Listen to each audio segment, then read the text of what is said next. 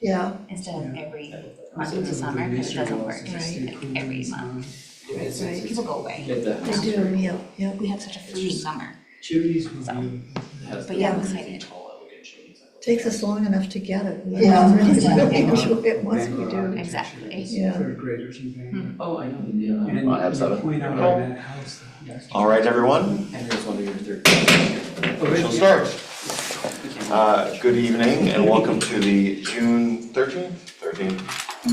Yes. 13th month, 13th, dang it, let's try that again. Good evening and welcome to the June 13th meeting of the Historic Preservation Commission. My name is Edmund Chernisky and I am chair of the commission. Other commission members in attendance this evening are Nathaniel King, we'll start with the remote people first, remotely, and Peter Giebler. We also have Rebecca Krupke, Anne Marie Quinn, and Matthew Whitecamp. Additionally, we have in our support role, Mike Pullen. Mike Pullen. I'll be Thank you. No. Why not? And also from the city, we have Anya and Brian. So, if all regular members are in attendance, associate members participate in the meeting but do not vote on motions. If any regular members are absent, associate members will vote such as that there are a total of 5 votes for any motion. So, we have nothing to vote on from our usual business today, so I'm gonna abbreviate, if everyone is okay with that. We do have 2 roles in that we serve as the design review committee for the Bangor Center revitalization area under section 71 of city ordinance, and we also have responsibilities under historic preservation under section 148 of city ordinances for issuing certificates of appropriateness for construction of or change buildings with designated historical districts. We have neither of those in front of us tonight.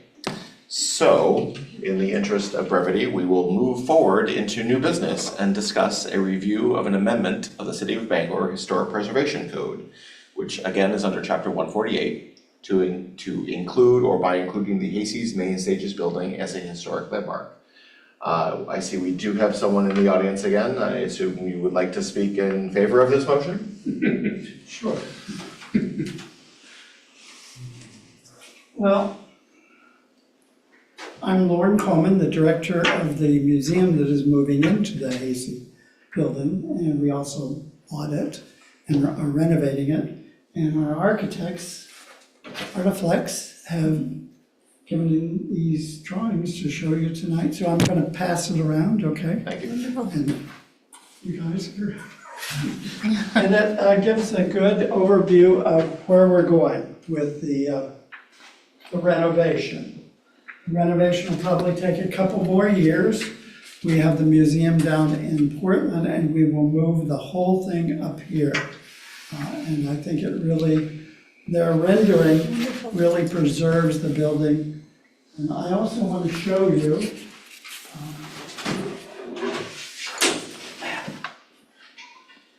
this is what we already, we are now part of the National Registry of Historical Places. Wonderful. Came through the state of Maine and nationally. So what you're doing is really reinforces that and puts us in the law for the city of Bangor, which is great. So, and I won't carry this around anymore. Now, are there any questions? I see in comparison to some of the renderings we saw last month that you have decided to not go with the teal and aquamarine color scheme. Not presently. Those were, one of those teal one was from California. The other one was a Art Deco sort of artist. But it looks like the historical needs of the streamlined modern movement is to go with white and black, something simple, and we'll probably go that. There may be times in the future where that'll be important. I've been told that we're allowed 3 signs on the building. So I've got the big sign near the street, and we'll look into putting a couple other signs. We've even looked into neon to really go back to there was a big neon sign on the side during the late 50s and 70s. Yeah, that would be It would be nice if the whole Broadway would kind of go in a It would different be. direction. So the neon sign will be visible from the highway. Yes, okay, that would be nice. I think that sign that's out there is visible from the highway right now. I believe you are correct. Anything else? Peter?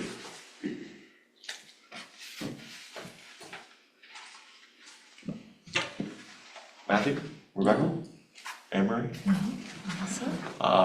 Well, in the absence of additional discussion or questions, I would entertain a motion to move on this.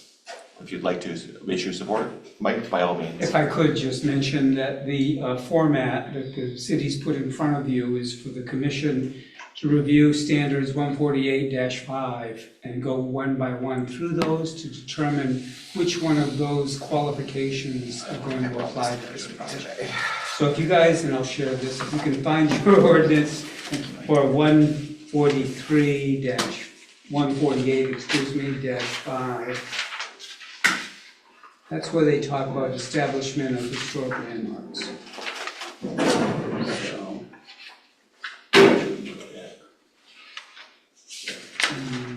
This one next. Dash 5-C. Okay. Hold on. Anya, have you got that right in front of you where it lists out the I did section? not. Yeah, I did not bring print that out with me. tonight. Hold on, we'll find it. Michael. Oh, yeah. I'm sorry, it's 148-3 qualifications. And if you'd like, I can read those to you and then the commission can make a determination after you hear them all, or you can have a discussion one by one. Mike, I would appreciate in either case, is there a preference on one by one or all together, commission members?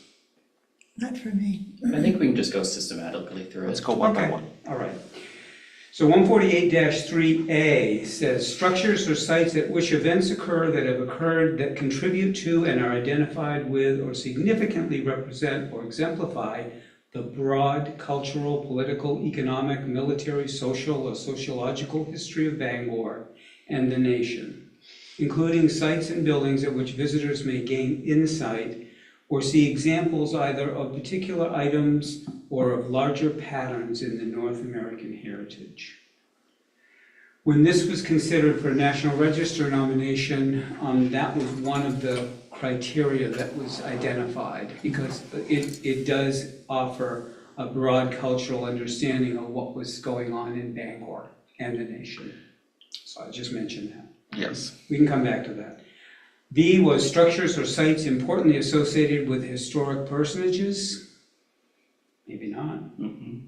C was structures or sites importantly associated with historic examples of a great idea or ideal. You can argue that. D is structures or structural remains and sites embody examples of architectural types or specimens valuable for study of a period, style, or method of building construction, of community organization and living, or of landscaping, or a single notable structure, or a single site representing the work of a master builder, master designer, architect, or landscape architect. I think this was another one that was cited in the National Register nomination, I believe that is correct. because it does offer a unique study of a period and style of building that's unique, not just to Bangor, unique to the nation.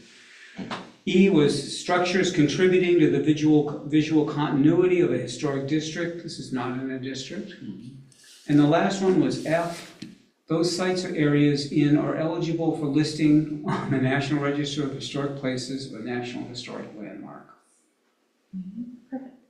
So there's at least a couple of them in there. At least one of them has to apply. There can be more than one that would apply in your deliberations.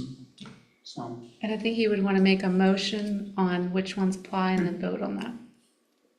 Thank you. Okay. From that reading, I think that A, D, and F probably apply to the structure. I would Yeah, that's- agree with that assessment. You could make an argument, I think, for C, but I don't know that we need to include C in that. That's true. No, C can be in there too. Well, that's, Oh, sorry. What would be the ideal, the cultural ideal that was exemplified?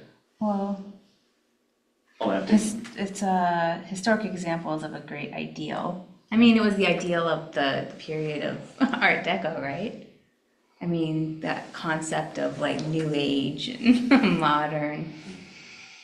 I would think C would apply as well. okay. I So- might, if Okay. I might suggest that the other ideal is the connection expansion of, the connection that the transport company provided, across the state and integrating, the different areas of the state.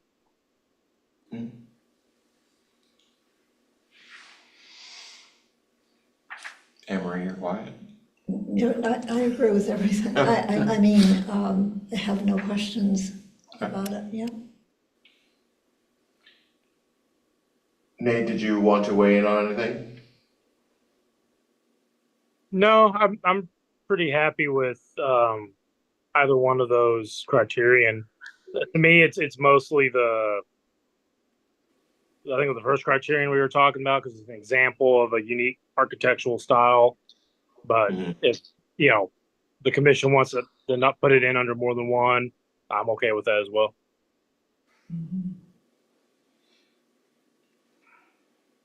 Can I have? Yes, By all means. We applied mainly on 2 points nationally. Streamlined modern is a style that is very, very rare in Maine. mhm, This seems to be the only example in this whole area. And to find this still in a pristine or nearly pristine condition was great. And they appreciate that nationally. The other part, which I think was C, is the transportation qualification.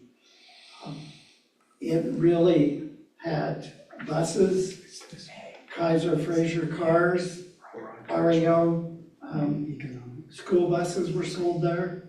Town taxi came through there in the 70s through 2018. So this has really been a lot of concentration of transportation materials and garage and selling and everything, so it's really been part of that.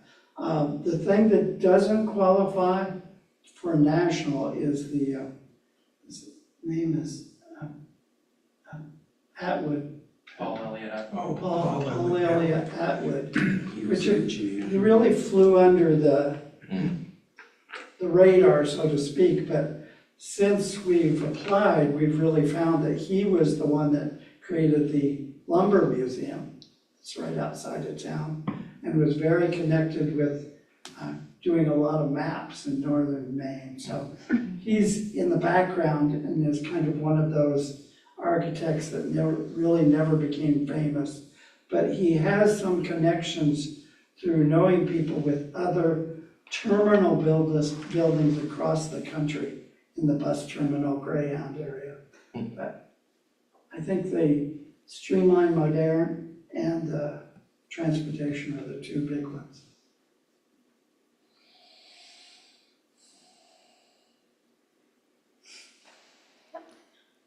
How would you like the motion framed, Edwin? I will paraphrase Mike and say we should probably cite the, what parts of 148 that apply here. Okay, So if you wish to proceed primarily using criteria A, C, D, and F, or whichever you'd like to use, I would think that would probably be the best way to put about it. A being perhaps one of the more relevant, the building itself is Right. distinctive architecturally speaking, certainly in Bangor, as well as nationally speaking. so do you want me to move on the 4 criteria or just the 1? However you feel so moved. Yes. Well, I think they all apply. So, do I need to speak them, or because you have your, them in front of you? I think the format that's in front of you asks you to cite each one of those. that Yes. apply. Right, so I will have to use yours. Sorry. So this, well, here, let me read this out. So the city council action here, we are looking to amend chapter 148 of the Code of the City of Bangor by including the Hayseeds main stages building as a historic landmark. The proposed change would update chapter 148 of the city's Code of Ordinances to add Hayseeds main stages building at 490 Broadway to the listing of historic landmarks. In the 1940s and 1950s, Hayseeds Main Stages building served as a bus garage and terminal for Hayseeds Main Stages Incorporated. Hayseeds Main Stage served as a major service center for transportation, supporting tourism to and from Maine's more rural northern towns. In March of 2024, the Hayseeds Main Stage building at 490 Broadway was accepted into the National Register of Historic Places based on its local significance.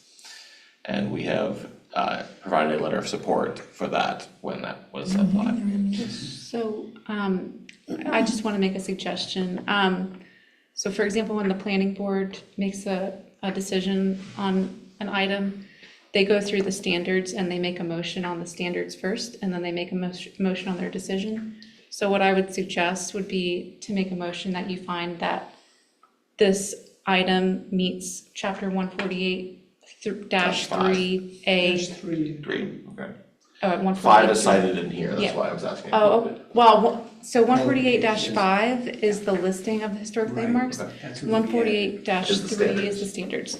Yeah, so you would make a finding that it meets those 3 to 4 standards. You would vote on that, and then you would make a separate motion that you amend chapter 148. Or That's you- 5.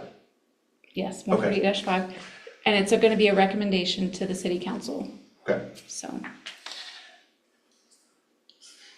Does that make sense? I can. Yes, but I'm trying to like, how do I phrase that again? Yes. Okay. This is why I didn't want to be president. Chair. I'm sorry, whatever. Look, you could have had a gavel this year. Okay. So a motion. And you're gonna have to work with me again. Okay, So the first motion we're looking to vote is on our 148-3 standards. yes. So, You find, the commission finds that this meets those, okay, Standards. that's the phrasing I was losing, thank you. So we were looking for a motion that it meets 148-3 standards, whichever letters you wish to add to those. As Mike has said, he can read them again if we would like to hear them again, since he has them in front of him generously. That we find that the amendment proposal meets those standards. Someone that isn't me. I guess I'll do it. I move that the Historic Preservation Commission finds that the Hayseeds Main Stages building meets qualifications under 148-3A, C, D, and F. I second. Okay, so we will move to a vote on this. I guess, we have enough, so I don't think we need our alternate members to vote. 2, 3, 4, We're down to one. we're down one. One of you will get to vote. Would you like to, or Peter, would you like to vote today? I think I made the motion, so I that's need to right. vote That works for me. Matthew, would you like to cast your vote? in favor. Rebecca? Yes. Yes. Nathaniel? Yes. And I will also vote yes. Motion carries. So, now we need a motion that we would recommend to the city council that we would amend code chapter 148-5 to include the Hasty Stage building. Yes? before you make that motion, I just want to check, and make sure that nobody has any feedback on the report to city council, any additions or anything like that. Okay. So we will be recommending to City Council that Chapter 148-5, assuming somebody makes a motion to do this, of the Code of the City of Bangor is amended as follows, that the main stages building, the land and buildings located at 490 Broadway, City of Bangor, tax assessors map 37 lot 84 will be added to historic landmarks. Here's C, 148-5, C. It's your turn. Oh my God. What, I make a motion? How about so moved? What? Yeah. Oh, can I say that? And can I say some word? So, Did you You say do. so? Yes, I guess you can. I'll do it all the time. So moved. Do I have a second? second, Thank you. We shall again proceed, I guess. Matthew? Rebecca? Yes. yes. Emery? Peter? Or sorry, Nathaniel? That's all. Yes. And I also vote yes. Motion to recommend to the City Council approved. Yay.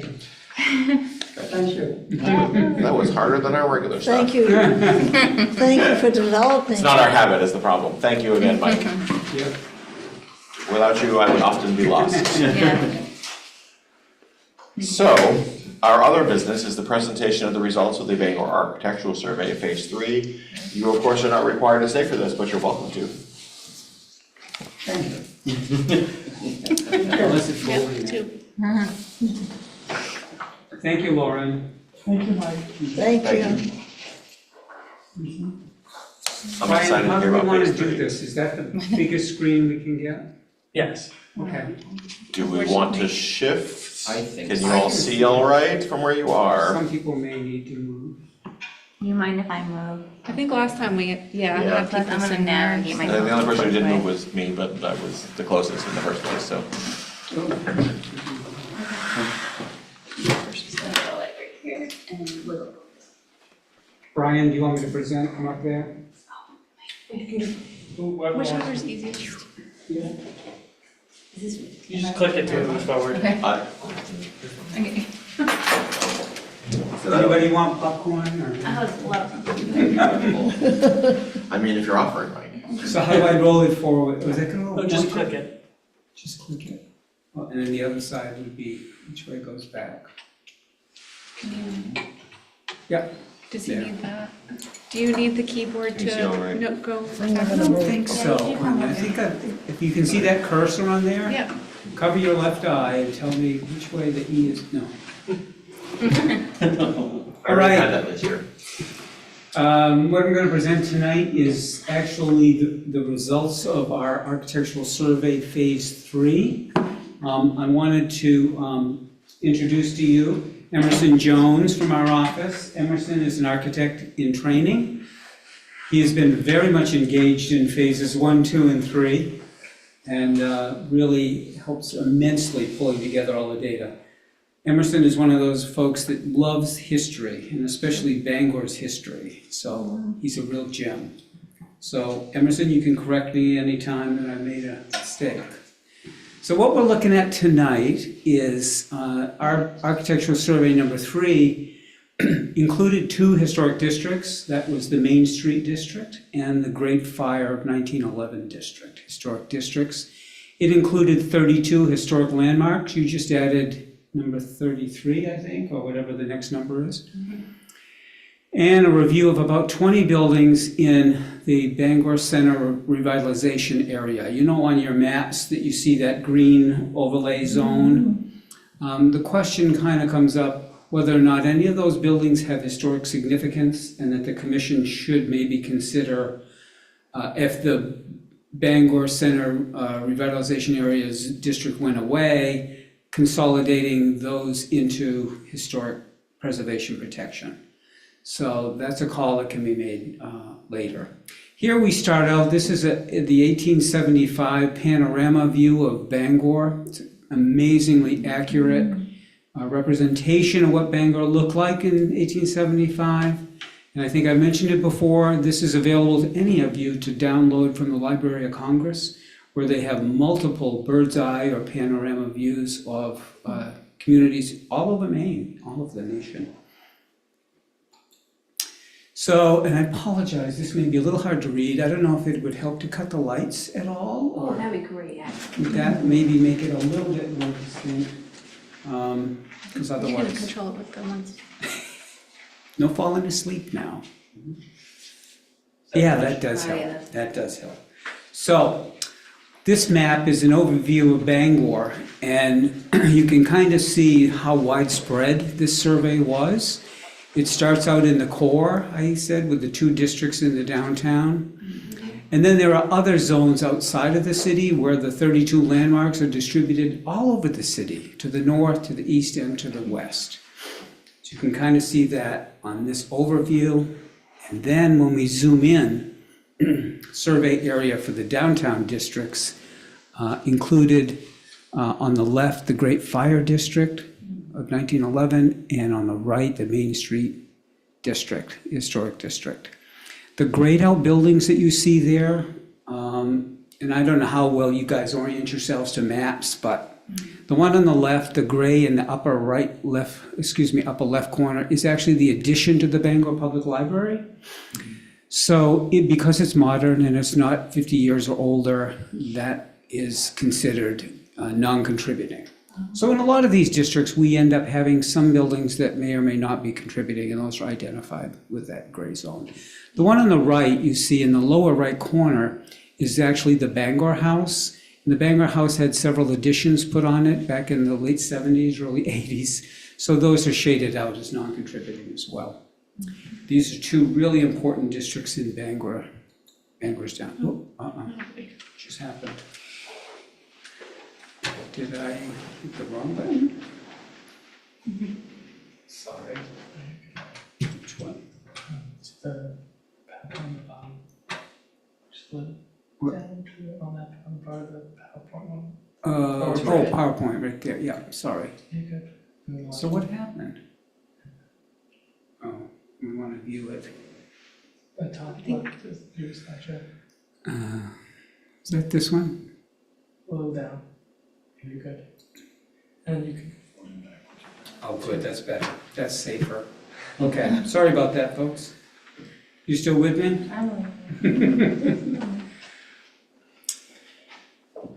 I think that's the one we just looked at. So, the Great Fire of 1911, the Historic District, this shows really rebuilding the city. The rebuilding of the city occurred in the years from the Great Fire, 1911, immediately thereafter through to really about 1915, when a lot of these structures that we see put back reshaped the city of Bangor immensely. Many of the buildings that were lost had frame construction. Wood, they burned very well, and the warehouses that were attached to them also burned very well. So it was almost a doctrine and decided that buildings that were going to be put back would be masonry. And that's why you see all of these are various forms of stone or brick masonry. I'm going to talk more specifically about some of these later. Other buildings that were put back in the district included in the upper right corner, the Telephone Exchange building, which is in a Deco style. We talked tonight about modern, which is actually a fraction of the Art Deco movement. So we have buildings that were in Art Deco, you have colonial classical buildings, you have Romanesque buildings in the lower right, which is the Nichols block. That, by the way, is a survivor of the fire. I'm going to look at that a little bit more closely in a moment. So the good news is that we had talented local architects. Much of the work that we see put back was done by local architects, Mansur, Crowell Lancaster, Victor Hodgins, and others.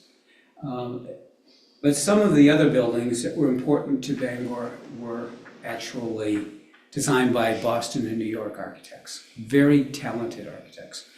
That photo in the upper left, I think, is the city is still smoldering in the background. And here's a group of architects, Wilfred Mansur, C. Parker Crowell, and Victor Hodgins being toured around to look at the remnants of what's left of the city. Yeah. The one in the middle is actually the new, what became the new central fire station. It's basically across from, on Union Street, across from the Bangor House, where there's a parking lot today. But that was actually a parking garage, an automobile storage building, and the city took it over for the purpose of immediately recreating a fire station.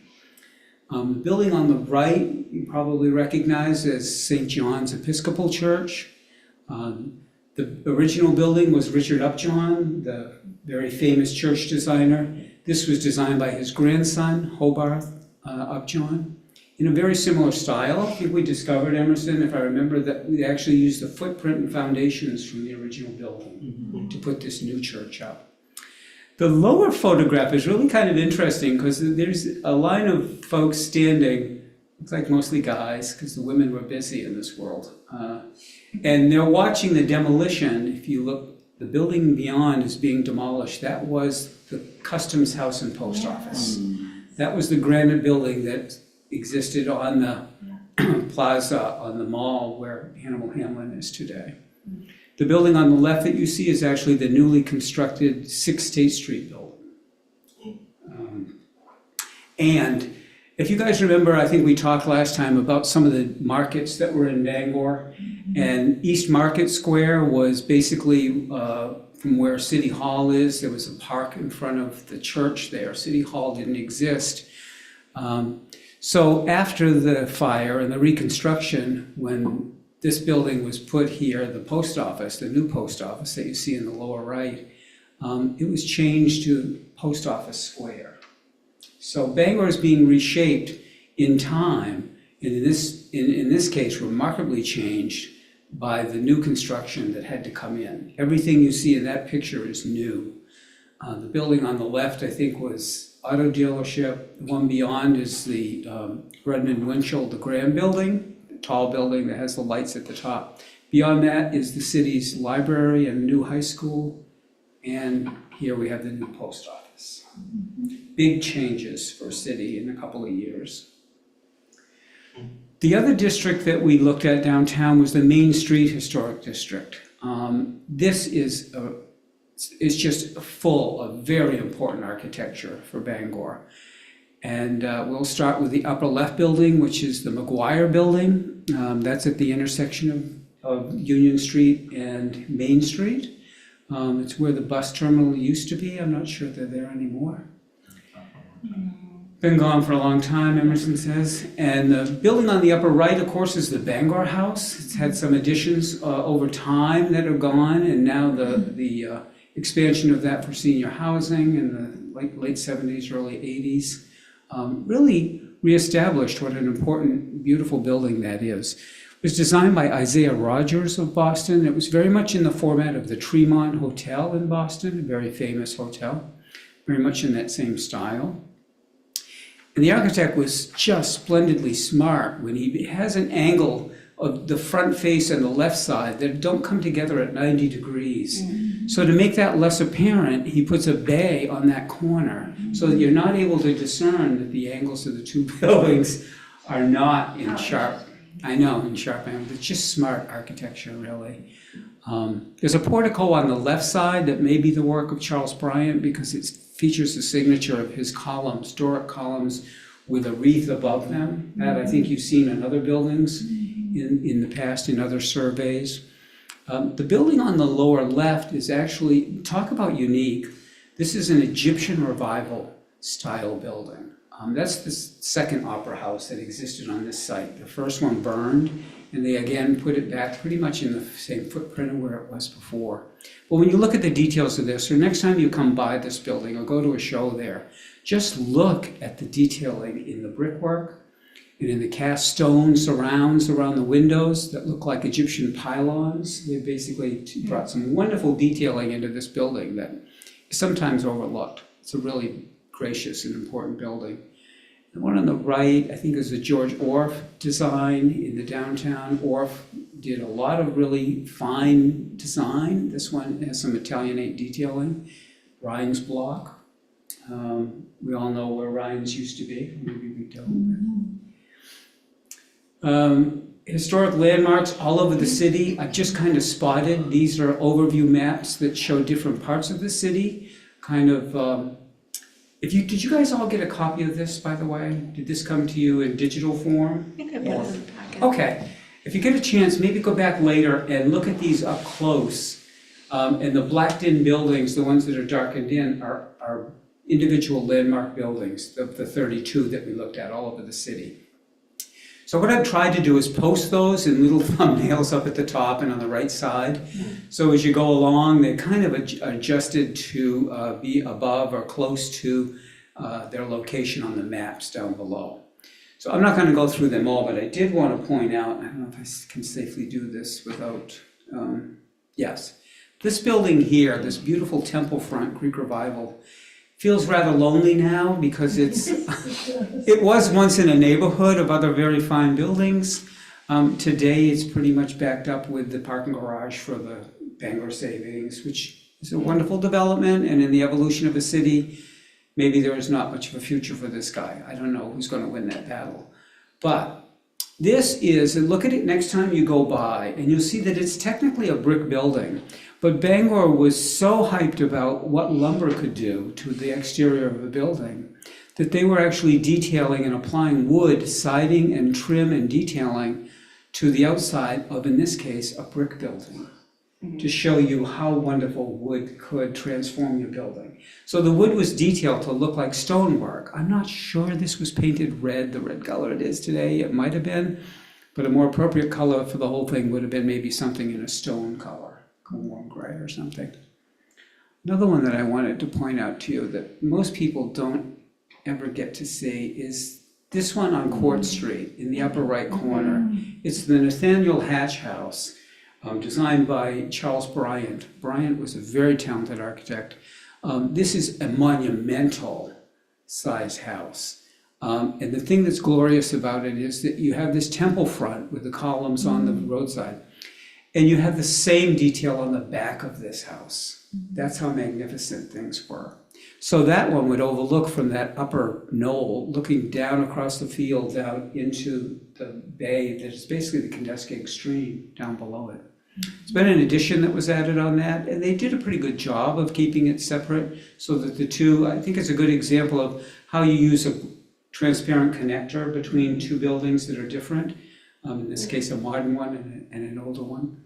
And down in the lower, very lower right corner, if I can get over there, right there, that's what's left of the Morse's Mill operation, which is not much. Over time, over the last 30 or 40 years, that whole mill complex came down. It was once Bangor's largest employer.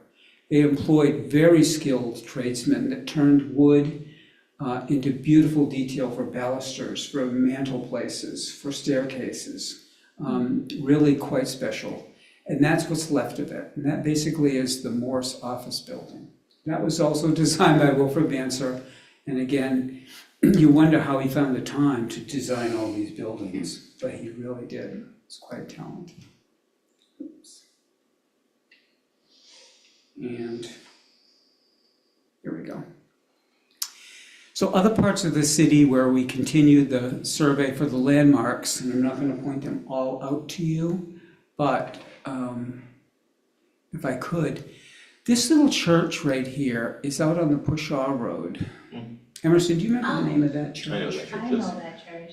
Yeah, The steeple is like really bad off right now. it's in tough shape. Yeah. It's a beautiful church. I think Benjamin Dean, it might be attributed to Benjamin Dean. He did some beautiful churches in the area, in Orrington and in Winniport. And this one has his signature. It's in rather tough shape. So if you want to see it, how it exists today, you might want to take a ride by soon to make sure it's still there.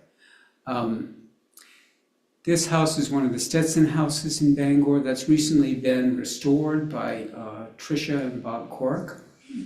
They came to you, I think the commission approved installation of windows, double hung windows in that, did a good job. That was the George Stetson house. George Stetson, thank Yeah, you. although his son Isaiah, who built the brick house next door, did ultimately move into the George Stetson house and then consequently sold the brick house to John Graham. Which is the one that Bob Cork owns now. Yeah, as the Turretina. Yeah, it's a beautiful building. And I wanted to point out, I'd be remiss if I didn't mention the Jones Vesey House, which is Matt's house up there. Is that Montgomery Street? No fountain. Fountain Street, beautiful. Just down the road from that, on the corner of, I think it's Montgomery, we can't see. Montgomery in the center. Montgomery and Center is Oh, yeah. this. Wilfred Manser designed this in a rather craftsman style, beautiful building. It was Hose House number 6, I think, for the city fire department, right across from St. Joe's. I think St. Joe's actually restored it for PTOT. It was used for that purpose for a long time. And I know you can't see it, but this is the complex out at Dorothea Dix Psychiatric Hospital, which is vast. There's a lot of buildings associated with that, but the initial buildings in the front were designed by John Calvin Stevens, the very famous, maybe Maine's most famous architect. And it's a beautiful building. It's a beautiful group of buildings. When you ever get a chance, take a ride out and look at the detailing in brick that he did, pattern work in the upper portions of the building that is just unique, very unique. And we have the Waterworks building in there, and there's a whole bunch of them. So you can see these landmark buildings that have been cited are really important to Bangor's context. They don't belong in districts necessarily, but they do have importance to understanding our city.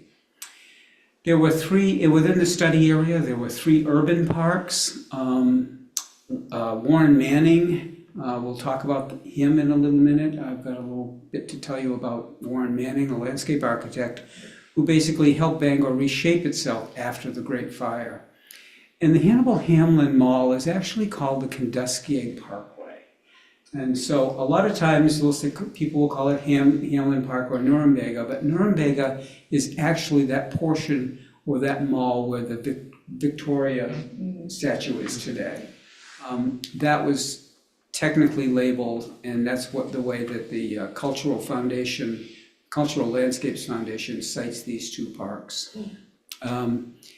George Taft, who was born in Brewer, was a very talented sculptor. He actually did the bronze sculpture that we see in 2 of the parks in downtown. One is the Hannibal Hamlin, which also has a twin, which is not quite as tarnished in the U.S. Capitol or in the U.S. Capitol complex. Yeah, and it looks very much like bronze and not tarnished at all. And the one in the lower park, the Pierce Memorial Park, which is adjacent to the library on Harlow Street, he did the sculpture for that, River Drivers, which is an amazing work in itself. He was a very talented sculptor, and as far as I can figure, he operated his studio out of New York City, most of his life, but he was born in Brewer. So here's that overlay district that we were talking about, the Bangor Center Revitalization Area. So we were asked to look at and report on the 20 buildings or so that exist within that. You know, when you guys do an application and it may be in both of those districts, and you have to approve one, and then you go to the other ordinance and approve this other one. That actually, I think, existed before the Historic Preservation Ordinance did. So it was really put in place to protect a core part of the downtown from inappropriate development. So whether it has a purpose anymore, that's up to planning and the commission to decide. But we've cited 11 buildings that you see here in gray that basically have some potential for us, the commission, providing protection for them. And those are the buildings that you see arranged around there.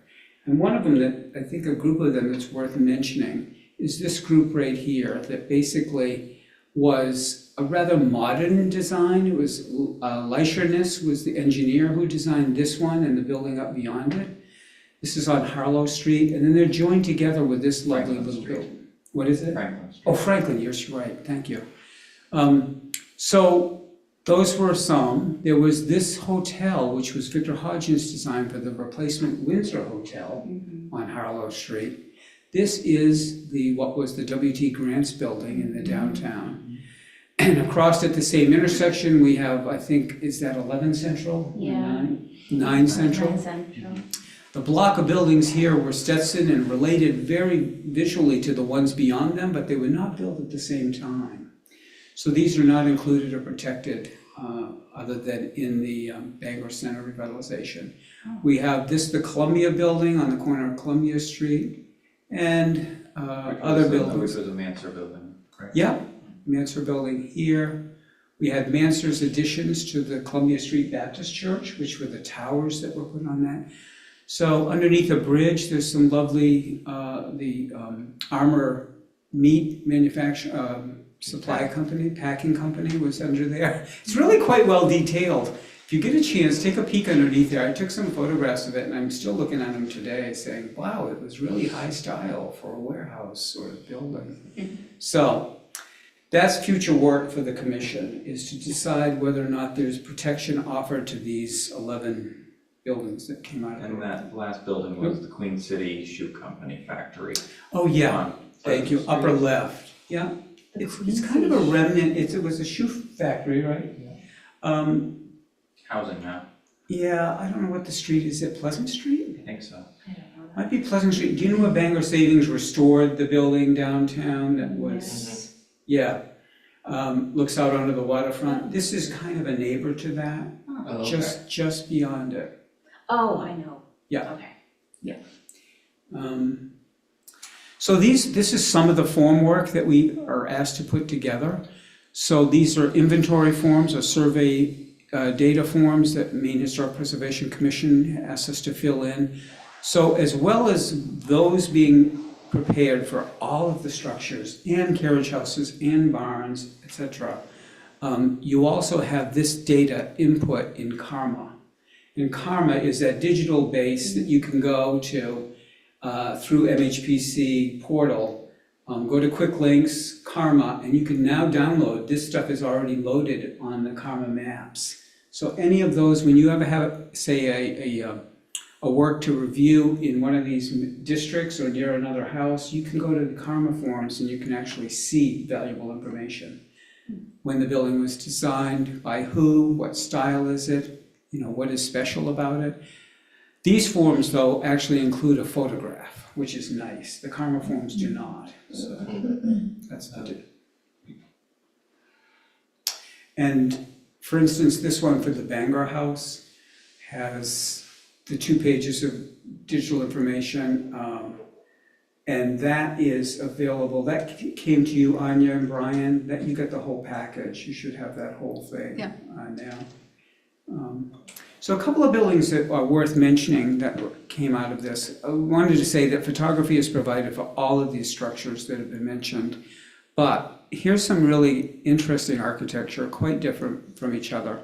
Downtown, and in the replacement architecture that went into the city, Boston architects and offices in Boston and New York were used significantly to design these. The building that you see on the left is actually the Bangor Real Estate Company, built just after the fire, and it's in terracotta, which is really unique to Bangor. It's one of 2 terracotta buildings in the downtown that we know of.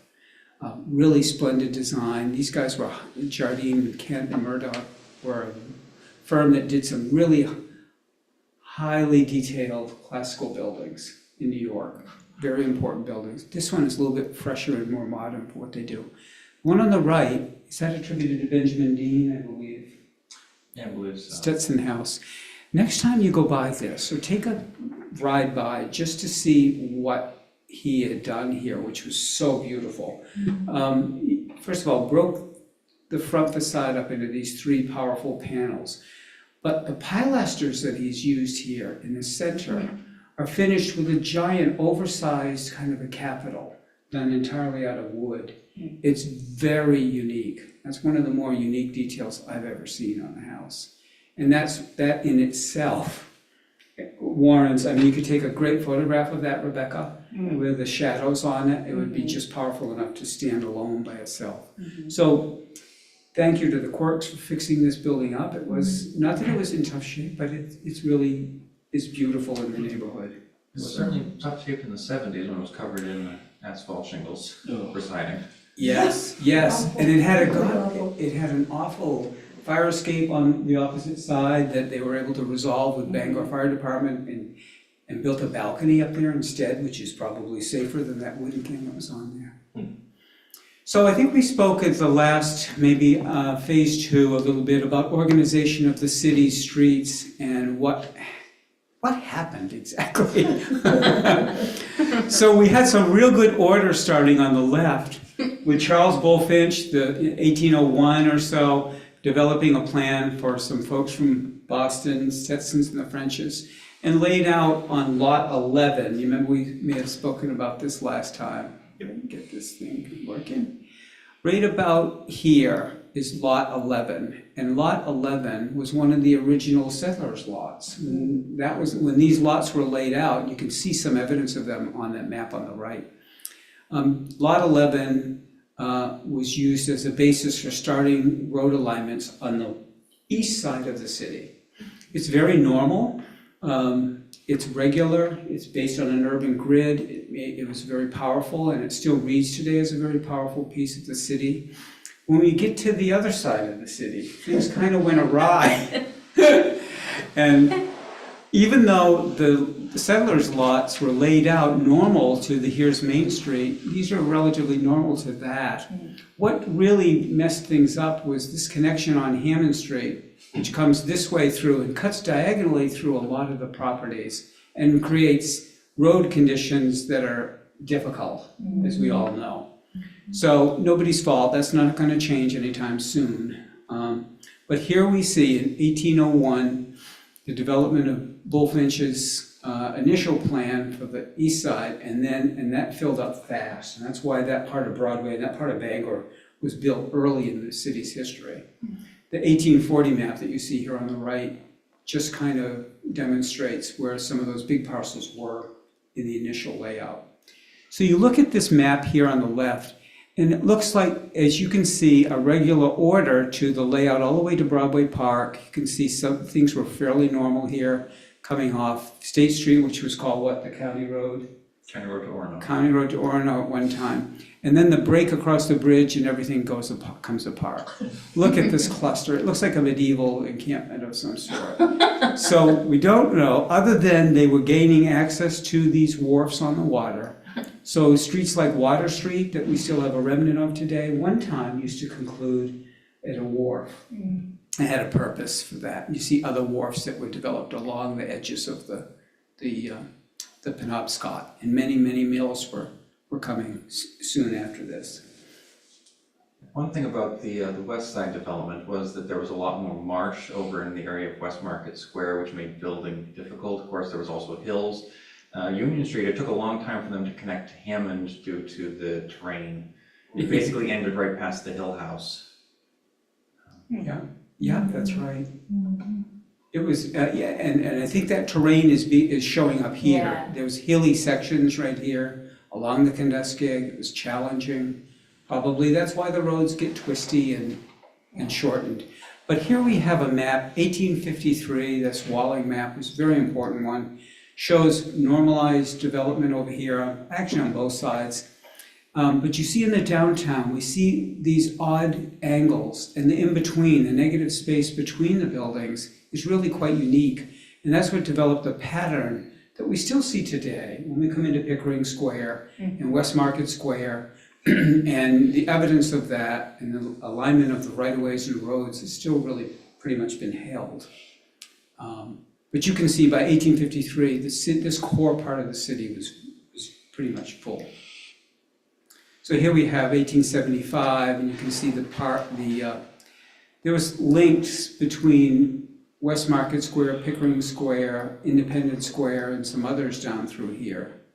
And you see evidence of what was going on, what was making Bangor rich, and able to build the beautiful buildings that we did. And the ships could at that time come up to State Street, and of course the Customs House was right here. That was the one that we saw being knocked down after the fire. So I'm going to speak a little bit about the Great Fire of 1911. And this is a brief discussion about it, from what I know. That photograph you see there is looking through Frank Green's shed, which is the hay shed where the origins of the fire was. The fire began here, blew up into I think it was Bacon and Robinson, had coal sheds just beyond this on the stream. So once this began to burn, and there were fierce winds that day that were carrying embers for miles. So you can imagine, once the coal building, Bacon Robinson caught fire, that was an enormous influence on what happened thereafter.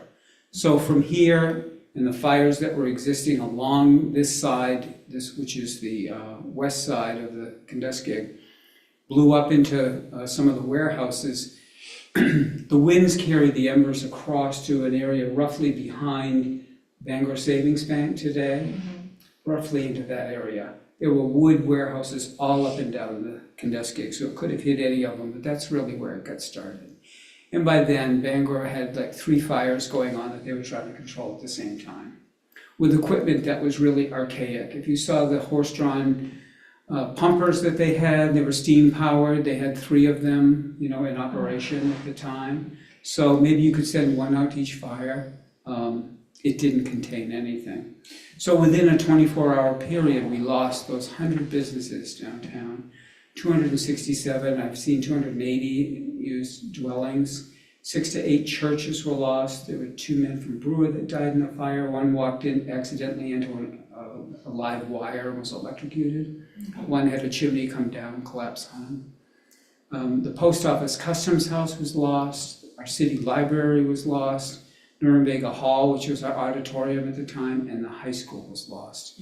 In the fire at the library, I'll get to that in just a moment. The map on the left was called the engineer's map of the burn district, and it basically highlighted just what I see on the right side, which is the grayed out areas, is the burn district.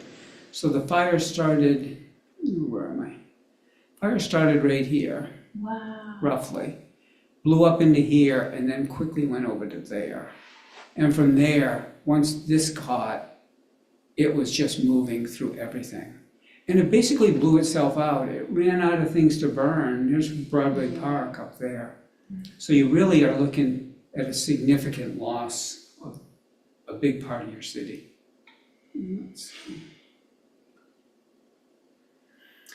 So the Bangor Public Library, the Bangor Savings Bank, and the Historical Society all existed in this building right here. So I'm on the board of the Historical Society, and a lot of our stuff starts around 1912, and not much is held before that time. We lost a lot of documents especially. But I've heard accounts where people said that when the library caught fire, that the embers of the magazines and the books were carried in the air. You can see the wind here. Look at how ferocious this wind is.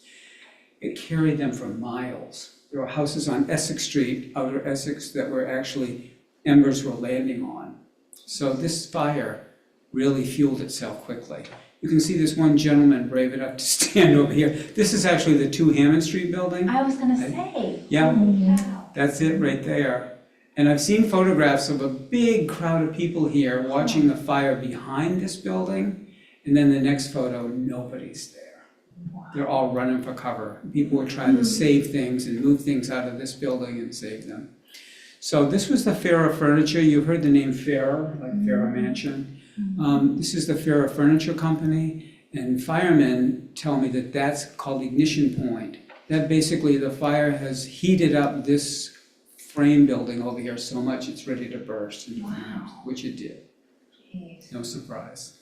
So what was left after the fire? This was looking up Exchange Street towards what was East Market Square. That's the Unitarian Church, or Universalist Church. The spires were burned off it, and the building was basically gutted. It's an amazing story that they rebuilt this church, and they did. And they actually brought dynamite in to dynamite the back of it, and they did blow dynamite behind there to try to put out the fire and to stop the fire at that point, but it did nothing. I can imagine setting off dynamite in a building that's burning and sending those embers up into the air as well. So here we have the Nichols Block, the beautiful Wilfrid Manser building. That's a survivor of the fire. The windows here, we've seen photographs that the front windows were all blown out. So embers and stuff were actually entering the building, but maybe somebody was in there making sure that it didn't catch beyond that. Everything up to it and around it was all burned and lost in the fire. Bangor's great hotel, the Morse Oliver building, was about 7 stories on the corner here, has collapsed completely, that burned entirely. And this was the telephone exchange building over here, and there were stories that the Bangor Fire Department had to drag the operators out of there while the building was catching fire, because they were trying to make connections with other fire departments in Portland and Boston to get here to help, because they knew it was out of control. So the good news is, after the fire, the city had the insights to retain a landscape architect in Boston, Warren Manning. Warren Manning was very good at doing just this, what he did for Bangor, which was realigning streets in the downtown, development of the mall, which was considered an important improvement because it would create a fire break. They didn't really have that before. And they thought that, should in future fire, maybe this would help to break that. So the malls came out of that idea. You see that's a 2-part feature right here. He actually had Harlow Street, and he had the high school and the library, they're swapped around, but that's pretty close to where he said that they should plan for that to go. He talked about creating a new bridge at Washington Street, which you see right here in the plan. And this never happened, by the way, this one. He talked about adding another street up here that went in behind something. Yes, the yellow one just below, yes. but Oh, this one right here, right, went up through that steep hill, which would come out to Cumberland Street, I guess. It's kind of crazy. That didn't happen. But a lot of these ideas were important in the reshaping of the city, and they took them seriously. Here was his sketch looking at what he pictured as kind of a Venetian scene. And Bangor did pretty close to this. They built up, although in Bangor we built back up to the water's edge. He was recommending that on both sides we create at least a 10-foot wide esplanade or pathway where people could walk between the buildings and the edge of the retaining walls for the stream. He shows arches in the bridges, which they did. So a lot of his ideas were taken. This was another view, a sketch that he had done looking down, again, at a series of infill buildings on both sides, how that would occur. Formal details. This really didn't get done quite to this level, but some good ideas. So here's some of the famous architects that we were lucky enough to have in the study area. We talked about Benjamin Dean. Peabody and Stearns out of Boston was a very talented design firm. They did our beautiful library. They did the high school right next to it. So that's why those 2 buildings look like they have some kind of a shared synergy. Jardine and Kent did the real estate company. Charles Bryant, Wilfred Manser. This is one of his last buildings in Bangor. This was the replacement. You saw the Nichols block. That was where the First National Bank was. After the fire, they moved up to this location right here. But a lot of us, like Anne Marie and myself, probably remember the Bangor Hydro owned a whole block of these buildings. They basically controlled the entire exchange block from here down. And this is an important building, and it's just been restored. I think the commission had a review of this building a couple years back. So I think it's fairly much done. The ground floor is what's really special here in this building. It's beautiful tile work and brass detailing and rift cut oak. It's a gorgeous interior, and I'm just hoping that somebody preserves it because it's really important. And this was Crowell Lancaster, the predecessors to WBRC. This was one of their crown achievements in Bangor. We talked a little bit about Bangor's arrangement of the streets and how this filled in, and these were all markets. This is just on the west side. West Market Square, Pickering Square, I can't read the rest of those, but. I think the other one, when you refer to as Pickering, I think that was Merchants. Yeah, okay. Square, and then per Pickering, Haymarket, and then Independence Square. Way on the left. Yes. Yeah. So these were really kind of interesting areas of the city where you've probably seen postcards where vendors would come in and set up, and they would sell their goods out of here, kind of like what's going on down at the waterfront these days. Then came urban renewal, and this, I know, suffer through it. So basically, what the objectives of urban renewal were, and this is a federal program, by the way, this was pitched all over the country. was to provide redevelopment, economic and redevelopment opportunities for blighted areas in cities. So what would be considered blight in Bangor was probably a bit of a stretch in some cases, but in essence, they ended up demolishing 135 buildings in the downtown. So what you see in this upper left photograph is that's the Phoenix block. Then we go beyond it, maybe one more building, and so everything here, which was continuation of this architecture, was lost. So here they are telling the story, oh, look how ugly these old buildings are, but then look at this, wow. Nobody knows what the heck that was. But one thing it did do was it was attempting to cover up the stream, because at that time, the stream in the early 60s was quite polluted. And the river was polluted. So it really wasn't seen as an attribute or a feature of the downtown. It was seen as detrimental and a liability. So they're putting structures over it. Really hard for you to see here, and I apologize, but this is basically State Street right here. And what was going to happen behind it, fortunately, didn't happen quite like that. Now, that being said, it did provide large lots that were developable for bigger structures, okay? So you got to give it that. So today the courthouse is on a piece of ground that probably had 10 separate buildings on it at one time, joined together on Exchange Street. That was one of the last buildings. So that was just done in what, 2018 maybe, 2019, thereabouts? That was the last. They were telling people with urban renewal that it would be an immediate infill. They didn't say anything about waiting 40 to 60 years for this city to build itself back. Didn't mention that. I remember when City Hall had this model on display in the lobby, and people could walk up, and it had a plexiglass dome cover on it, and he's saying, here is the real solution. He's trying to convince her. Bangor's downtown urban renewal plan. And she wonders, is it possible? Well, some parts of it were possible. Some parts, not so much. Do we still have that somewhere? I don't know where that ended up. It'd be interesting to find out. It's probably stored somewhere in the bowels of City Hall, exactly. someplace. Yep, in the dark dungeons. So I gotta thank Emerson for finding this map. This was a pretty accurate map of Bangor's downtown in 1946. It was done for the purposes of real estate. I think it was Near Steam or something, real estate company. So they basically label all of these structures. This is downtown Bangor, and all of those purple buildings are gone. Oh my gosh. All of those buildings are gone. So what the purpose of me showing you this is that we have a few buildings left in the downtown that tell the story. And we need to treat them really the best way they possibly can be kept. Isn't that stunning? We lost our town. Well, you could say that. The street system stayed the same. Some really important buildings were lost, but some of this was really not that great, not high quality. This row along here on Exchange Street looked a lot like the old port in downtown Portland. Wow. So anyway, cry about that for a moment. This was lost architecture. This was one of the most important buildings right here that got lost. And that was the Mercantile Bank and Row, they called it, because it was a series of other connected buildings.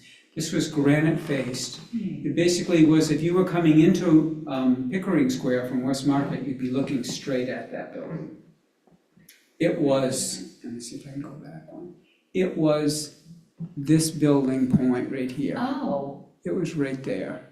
It was the prow of this group of buildings. So. Another one important building that was lost was the Customs House. You can see beyond it on the other mall, Nuremberg Hall. And this one was a granite building, which people say, well, how does a granite building burn? Well, the debris and everything else that goes through the windows in a fire sets the core of the building is frame, and that's going to burn.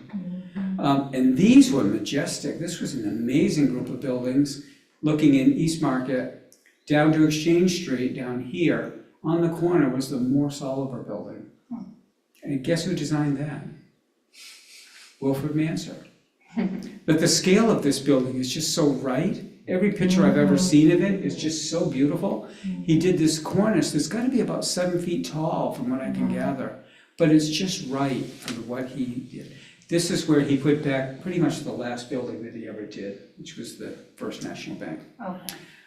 This was called the granite block, and this is faced in granite. There's a lot of undertakers and stuff, and cabinet makers and undertakers and casket makers had businesses along here for whatever reason, and as a group.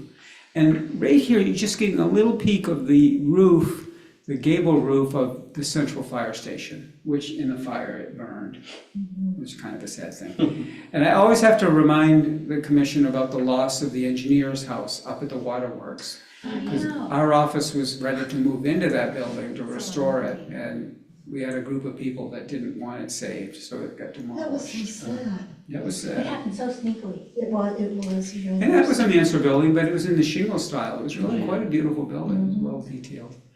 So kind of in closing, we had some recommendations for the commission. One was consider adding pre-1970. Nowadays, historic is considered by the Park Service as anything 50 years and older, okay? So 50 years, that's what, 72, 74.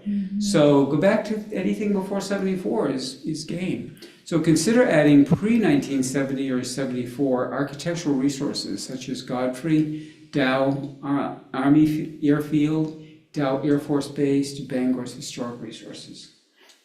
That's one idea. Consider a study of urban landscape features, parks and public squares and their role in Bangor's development. On a more citywide basis, we have some lovely parks in Bangor, and a lot of them were developed around the idea of subdivisions over time. That would be true up in Little City, and be true in Savage Farms up around Fairmount Park. And create an awareness campaign sharing what is known about Bangor's architectural heritage. That's kind of one of the duties of the commission, is to try to help educate the public and bring them into your fold and help them to get support. So that's it. I hope I didn't bore you too much. Not at all. It's fascinating stuff, though. The more we learn about Bangor, the more fascinating it is as a city. And we have so much to offer. And we have lost a lot, yes. But this is our opportunity, I would say, as a commission and as a group, to make the point that what's left in downtown is so well worth preserving Right. to the highest Yeah, level, I don't know. right? Well, thank you guys for That was letting me amazing. That gab. was wonderful, thank you. Yeah. Yay. Yeah. Thank you, Emerson, for pitching Thank in. you. No, yeah. Emerson walks down to work down to the office every day from up around Broadway Park, and I always ask him, well, how was the walk down today? Well, I noticed they're working on a building. And it usually starts like that. Did they get approval to do that? And I'm like, is it maintenance? Which it sounded like in this case that we talked about the other day. And they were maintaining a building. And they maybe weren't doing the best possible job, but there wasn't anything that would rise to the level of coming to the commission for review and approval. So, Can I just have a Bangor. yeah. I'm worried about that church, Unitarian Church on Union Yeah. Street. I'm afraid that steeple is gonna topple down on someone. Well, thank you for bringing that up. We were talking about that. Yeah. Well, Very actually, close to, it's very. we're working on the process of getting it listed as one of Maine's endangered historic properties. Through Maine Preservation. Yeah, through Maine Preservation. Nice. So the owner said they're okay with us listing it that way, and maybe that'll bring some attention to it. They've gone after several grants, they have not been successful for whatever reason. I think their grant application was put together kind of wrong, and they were looking for the wrong thing. The way that the Steeples program works is you get an assessment done. Our firm does a lot of these. You hire a firm to do a building assessment, a total, looking at the whole building. Then you take the parts that you're gonna try to go after for rehabilitation and you make a separate application for that. They didn't do that up here. And I kept reminding them, you have to do your assessment work first. And in that case, we were teamed up with Nickerson and O'Day. They had lifts and drones and everything else and ready to go a couple years ago. And they kind of flubbed up with their grant application. So, but you're right, when I stop at that intersection, it's one of the most visible That's so churches in frightening. Bangor. know. And you look up at that church and you say, how much longer? Sorry, Every day. getting in your way. Right. No, you're good. There's I'm a done piece now. of trim that comes off of it. And the sad thing is, the buildings around it are all in really good shape, you know, you're looking at the Bangor House, and you're looking down at the theater, and you look whatever. And District right there looks good, and then here's that church. And it was, John Towell designed it, I believe, and he also did, The Hammond Street. he did restorations to Hammond Street that changed it into a building that looks just about like the Unitarian Church. Yeah, that was kind of his standard formula. He actually published a design very similar to those in a book by Z. Baker, I believe, back in the 1840s or 50s, which was actually of a church in Connecticut, but Manchester, is it Manchester? New Hampshire, no. What's the town you go through? in- Portsmouth? Portsmouth, yes, Yeah. Portsmouth has a church almost identical to the Union Street Church in their downtown.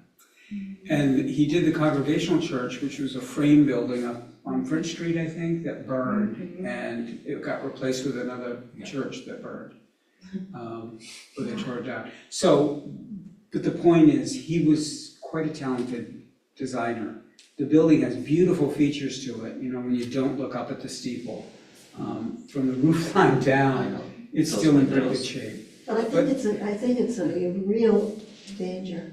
Yeah, To I do people, too. I, it's, So the city is willing to contribute some money. I saw on the application that the city was putting in something for facade grant, I think, to help them out. They had multiple sources of some other income.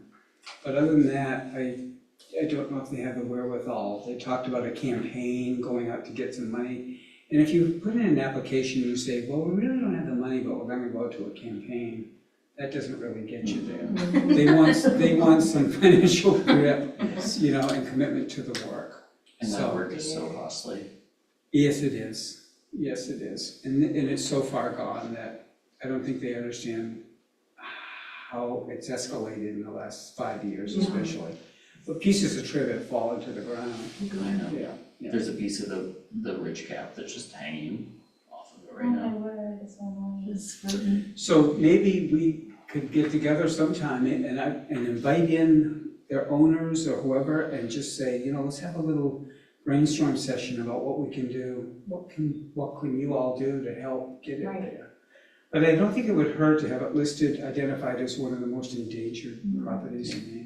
They do that in Chicago, it's called Preservation Chicago, Oh, yeah. and they name the current most endangered buildings, and often they save them. Yeah.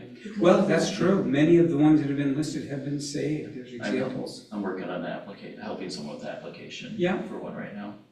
We did one in Pembroke, which was what was it, Reversing Hall? Was the Yeah, it was Oddfellows Reversing Hall? Falls. That was once a listed project, and the owners are restoring Yeah, that. Sangerville's Town Hall's one. Yes, It's beautiful. I'll show you a picture of it. It's beautiful. yeah. So anyway, well, thank you, guys. That was Yeah, thank you. always fun to This one. do this, so. Oh, Brian, did you want to mention that survey phase 4 or the CLG? You can Yeah. say.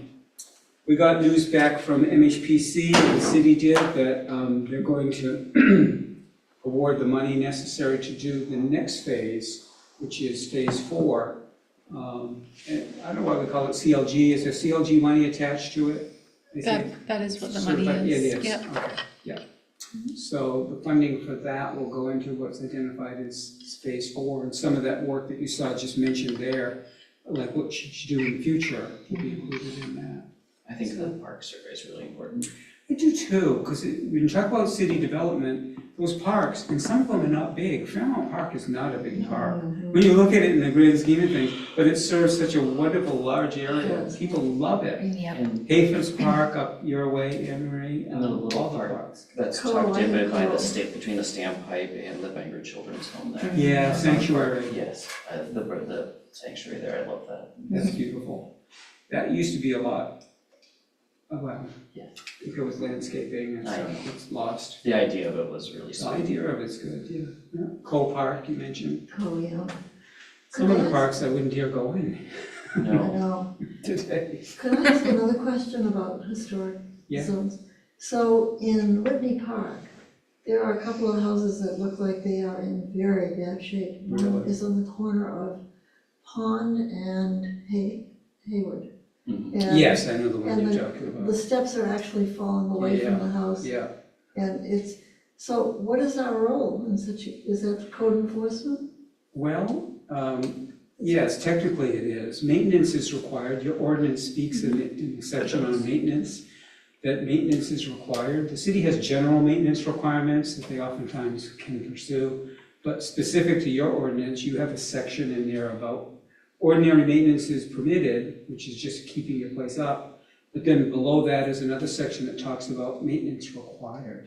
So it would be that, but it's the code office that would, I think this group might cite a building or something that's in danger and say, Jeff Wallace, is it Jeff? I think he's Yeah. still the code officer. You want to bring Jeff in and say, we need to go see what we can do to get this. Could we do this? Because Yeah. that one house sits with very beautiful houses around it. Yeah, And there's an absentee landlord. yeah, that's Yeah. often a problem. Yeah, You can and start by contacting Jeff in the So, code office. Jeff Wallace. So what's the, Could you, Anya, Sure. what's the procedure for doing that?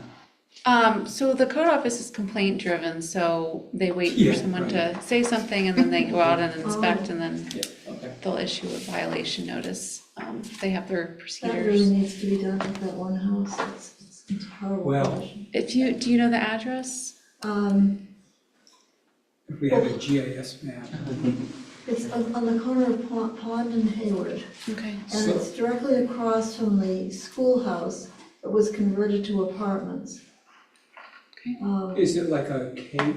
It's like a cape? No, it's a Oh. white railroad house. Maybe if you think of it, take a picture. right? Okay, Take a picture, send it to Anya, all right. and then say, where do you find this? It's going to go. the address, you mean. It really is. It's- Really? Oh, that's too Oh, bad. it's awful. Yeah, And it's across the street from a lovely house that, where the couple came before us about a year and a half ago, Danielle and Rich. yeah. They took the old Kinney house with wraparound porch. Yeah, What they have done really. with that house is Wow. just Yeah, beautiful. see? And that's what it's about. It's about protection of these historic properties. And so if you're gonna invest in a house We have like to be proactive. they have, you wanna make sure that the rest of the neighborhood, that's part of the protection. That's part of the Agree. pitch of preservation, is that everybody raises all the boats. But if somebody's not around to see it falling down and they live away, Yeah. and they're just collecting a rent check or something. Mhm. So if you took a picture of it I and will. maybe send it. I'll send it to you. Yeah. Do I send it to the address where all of our material comes from? Yeah, sure, that would be fine. Okay. Would somebody mind turning the light? Yes, back of on? course. I was in there 20 years ago. You should go. Ooh, Wow. Amazing. Amazing. Francis Morrison. And it's up and you look back, it's Like like, it was coming and it was still bright. yeah. Yeah, and there's like fireplaces. They discovered when they did renovations there, they discovered rooms that people hadn't even seen for decades. They just couldn't believe what they So found. cool. Yeah. Oh, I'm sorry. Are we not done yet? No, we're not done. Oh, you're not done yet. No, we're not done we have yet. not been dismissed. No, you have not. We need to have a discussion about the minutes if there's anything to discuss. I wasn't here, so I can't. Input. I would happily entertain a motion to approve the minutes from our previous meeting. I move to approve the May 2024 meeting minutes. A second. Second. Thank you. We find that house. Matthew, would you like to vote? In favor. Rebecca? Yes. Those of you who were here, Who were? Nathaniel and Peter, Favor? I looked at that. and Emery, you were absent, so I I was, will also yeah. vote yes. And with that, we may adjourn the meeting. Thank you, everyone. Doing your historic Thank houses and doing. Sorry, I just need you to sign this minor. Of course. You might wanna look at this.